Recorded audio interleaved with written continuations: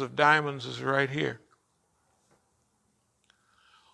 Right here, serving the people and serving the Muslims that we want to direct on, you know. And so we find that our best method is what you see when we go, simple, is food service. You know, where you're giving something away, you're not asking anything in return, and it's a pretty good quality. So that means what we're doing right now,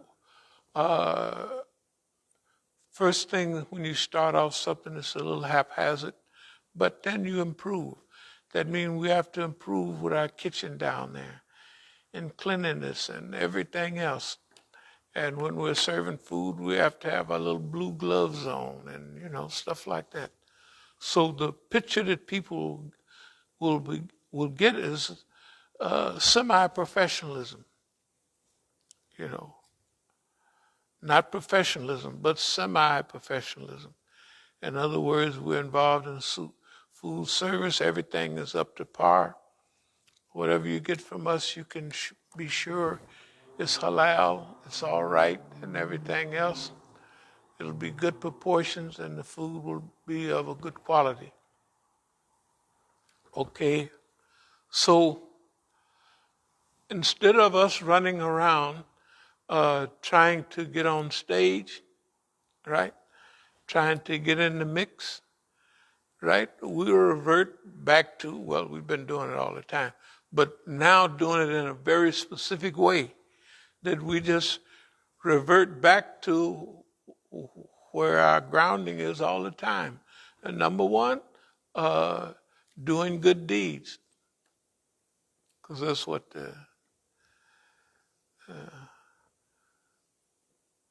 وَأَسْأَلًا قَوْلًا مِمَّا دَعَا إِلَى اللَّهِ وَآمَنُوا الصَّالِحَاتِ وَقَالَ إِنَّنِي مِنَ الْمُسْلِمِينَ. Okay. Doing good deeds with no idea about a big return, although since we're coming out of another stage where we looked for money all the time. If we went out with boxes, we couldn't pretend that we're not out there trying to raise funds. But one thing that we've found, and we believe it, because you know there's a hadith about the Prophet, peace be upon him, where Jibril asked him, "Do you want to be a king prophet or a servant prophet?" You know, well, Jibril is bringing the message from Allah. Jibril don't know. And he chose a servant prophet. That's why when he would be laying down on his bed, he'd have all kind of webs on his body from the leaves, and the people, Umar and them, was almost crying. The kings of Persia got this, that, and other, and so I'm doing a different job. What they doing. I'm not here to do that, you know. But now, just get an idea about most of the people that if you see them on the circuit,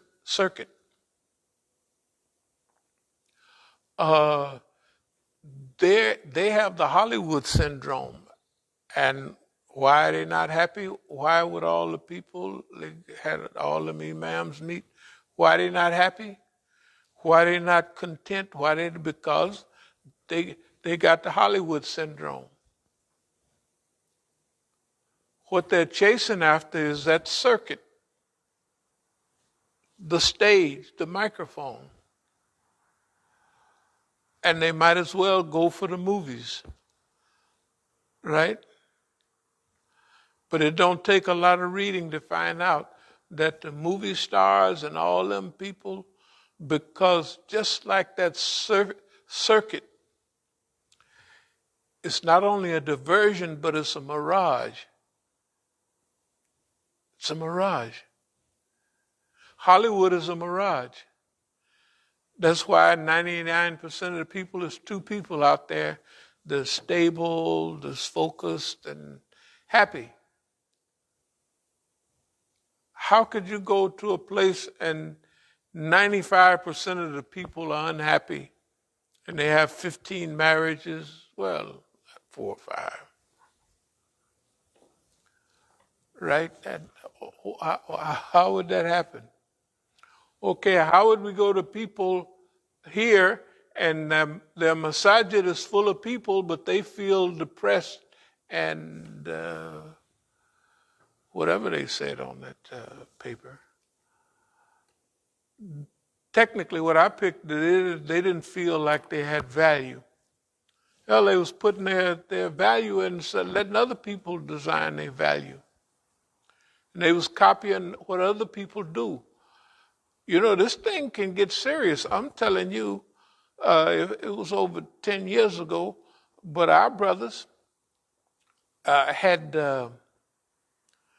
they rented the Philadelphia Convention Center for over $300,000. It was something like that, right? The Negroes did. I'm sure they got the money from that. And they did it twice. And they had a nice turnout, but $300,000, I wouldn't have did it. I'd have built a masjid. I'd have built two, and in those days, I'd have built 2 nice masajid. About 2 places that with a little bit of work, they would have been big, serious masajid. Bought them and owned them. Nowhere in the world I would take $300 in my hand and go down and hand it to boss man. And one of our brothers, we went to do security up in New York, and it was at Madison Square Garden. It might have been 2 programs up there. I know we went to 1 for sure. And that's when Hamza Youssef came. And the people, oh, Hamza Youssef is here.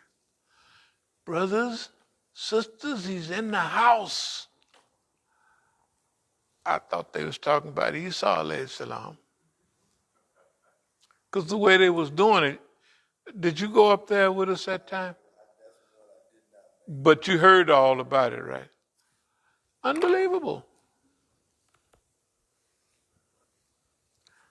And Madison Square Garden cost them, I think, over $400,000. They had to pay. So that means he had to raise almost $1 million to get anything, but he didn't. And it's because of following the pattern of other people. And using the things that other people do and not realizing where your acres of diamonds are. You know, acres of diamonds is right here. All the people right around here and all the Muslims. Okay, so that's our focus right now. Lower your bucket. That means right where you are. So what does that mean with us? That means first comes service and the other stuff will come later. Amalu salihat, do the good deeds first. You know, it's automatic. Not only, I would venture to say that I can imagine how good we felt coming back from doing some of those who just feel good doing it. So just to do it would be sufficient. Okay, so we got blessings coming our way. So when we go out this week, we go out over to PGMA. We'll take empty plastic bags. We'll take bags of rice. First we'll do it to 1 pound and then 2 pounds. Then we'll take the big ones out there and everybody wanted all this. But rice, canned goods, we got $1 million worth of tuna down there. You know, whatever the quality is still in the can and it's tuna. We have peanut butter that we're not eating. It'll eventually get old, right? So this Friday we'll give it a trial run over there. Plus, we've been out and we realized how to deal with our menu. The menu will be our regular old-time menu. It'll be chicken, it'll be rice, then it'll be, you know, our string beans with potatoes and onions and stuff like that. You know, we don't have to deal with salad because it'll be blowing all over the place. And either macaroni and cheese, or one time we'll do macaroni and cheese this time, and that spaghetti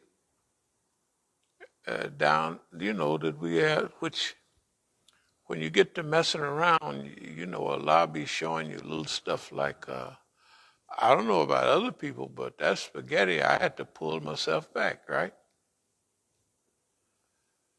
Just cook the, you know, and they have all that stuff right down there. That's what lower your bucket means. Use what stuff we got sitting right down there and we're not using it. That would be a crime. Okay. We got all the little boxes of mac and cheese, right? Okay. So the other day I just emptied all the elbows out into a thing, and I took the little envelope of mac and cheese. Then I made, nice spaghetti sauce and the spaghetti, you know, it even chopped up some things and blended it up and cooked it in there. A few onions, a few bell peppers, and then take a nice batch of good butter or margarine, put it in there, and then boop, boop, boop, put all of that little packages of mac and cheese, right? And guess what? People love it. And we're not throwing the mac and cheese away. It's just simple. Lower your bucket, you know, use what, you know, this stuff is just coming in. We're going to use it and use it the right way for other people. If they stop hooking us up with chicken, we'll just start buying it. That's all. But right now,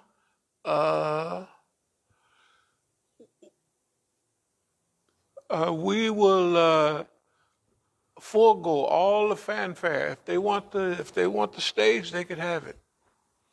Because it don't say in the Quran and Hadith about you snatch the stage and get all the fanfare and you go into heaven. It don't say that. It don't say nothing like that. The best charity is give charity with one hand and hide it with the other, right? Or we can't pretend like we're not out here. So, you know, the men in black had a certain reputation.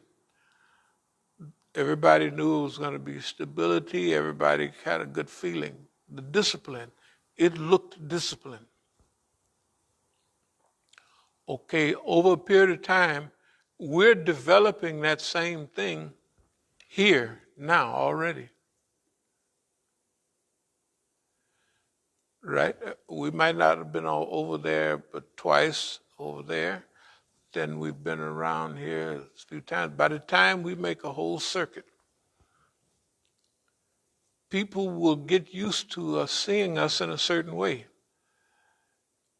And when they see us, they'll begin to think about good food, free, and That's it. They're going to have to see us like that because we're not going to ask for anything, right? So after a while, when they see us, they'll see us like people used to see me all the time, and they would expect books and stuff to, that's the book man. Okay. But now, just imagine, when they see us, their mouth will start watering. Yeah, why not? Because they know there's some good food somewhere, right?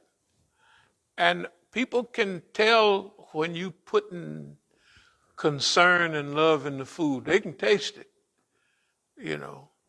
They they may not know what it is, but this has a certain taste and certain concern that people is cooking and